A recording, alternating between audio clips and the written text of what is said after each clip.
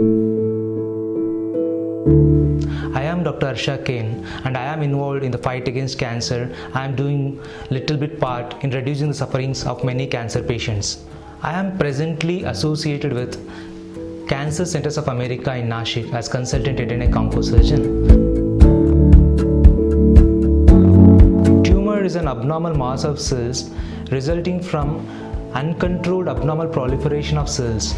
Normally there are many cells that keeps proliferating, but usually in a controlled way. This tumor develops when the genes that control these proliferations are mutated and that give rise to an abnormal mass. This proliferation happens at the expense of the normal surrounding tissues.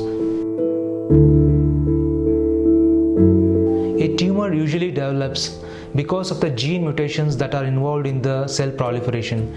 The mutations can happen because of chronic non-lethal injuries that can be in the form of mechanical, chemical, radiation, immunological, biological or thermal injuries.